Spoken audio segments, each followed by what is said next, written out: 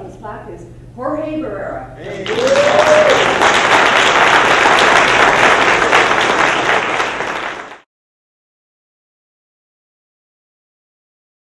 It's really cool, and I'm really honored that I was chosen. But I think it is more of a testament to what APTN's been doing, because APTN's, basically they hired me. I do it for them. They give me the freedom to do it. They give me the resources to do it. And I'm also using a lot of content other people are generating. Like when I say I'm a cog in the whole wheel of the machinery, it's true. Like there is so much stuff going on at APTN every single day. So many people working on getting the show out and getting stories. And maybe it's easier to see because I'm online, maybe on Twitter. But yeah, no, this is about APTN, I think. APTN reporters are basically like foreign correspondents. That's basically how they have to operate, because they're basically they're traveling constantly, going into places that, in a lot of cases, English isn't necessarily the first language all the time. And they're going to places where maybe the infrastructure isn't the same as in an urban setting. So when it comes to actually, trying to package a TV story and get it to air the same day, it's not always easy. We don't have satellite trucks and helicopters that we can rely on. So that in and of itself makes is a big game changer in terms of how quickly you can turn things around, how easy it is to put things together. And so then you bring in the website of things, right? So we're already focused on getting an hour show. So APTN wanted to increase its web presence, and that's when I came on in 2010 in March, and we didn't have a news website, so we started reporting just on Facebook. I would write stories on Facebook, and then we got our website together and stuff. So now it's trying to figure out, because we don't have the resources to have a dedicated web team, 10 people, video, everything, editors.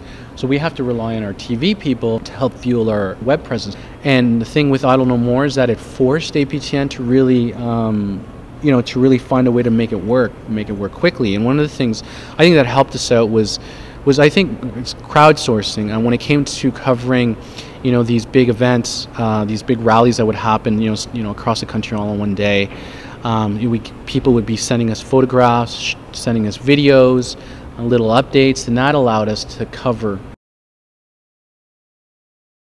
Twitter played a pretty huge role in Idle No More.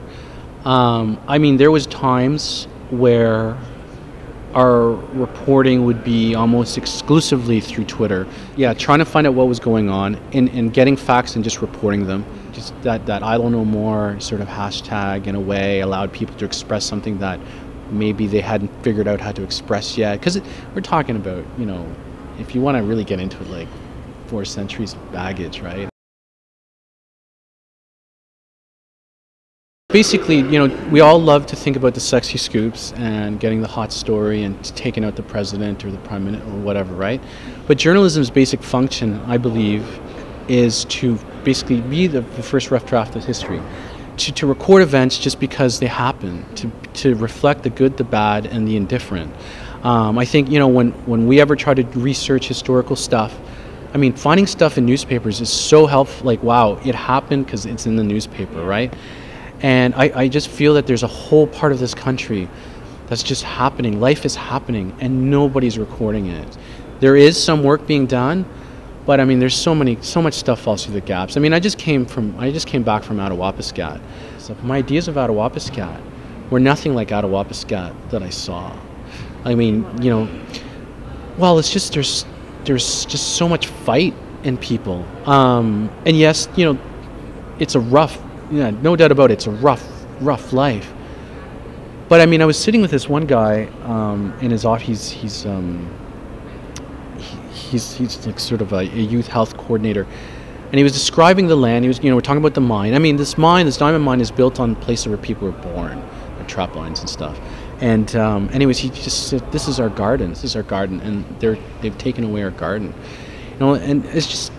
And the complexities of it, how things fall around family lines, and there's this whole other history. When people think of history, there's all these other different assumptions that they come with it that we don't share.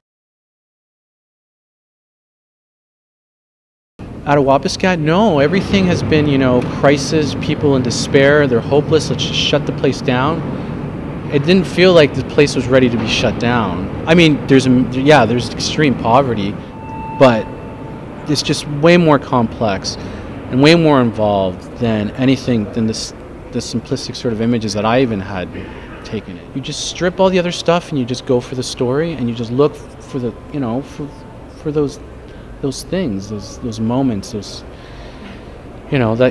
that we forget a lot of times when we cover First Nations issues, because we're thinking, oh, it's a big problem. We just got to strip it all and just look at the moment, look at the human interaction. What is happening? What is unfolding? What is around you? What are they saying? Where does this person come from? Yeah. And forget about everything else, right? Just straight storytelling, right? Thank you. I mean, this was unexpected, and thank you, J-Source, for actually focusing on this craft and creating a space for Canadian journalists to come together and wrestle with the issues that all of us deal on a daily basis. I mean, we need this sort of thing. We need journalists to, to put our minds together. I mean, we're so competitive and we're at each other's throats so much. Sometimes it's good to lay things aside and try to teach each other things. And I'm glad J-Source is creating that space, and I hope it continues. And I think it's in good hands.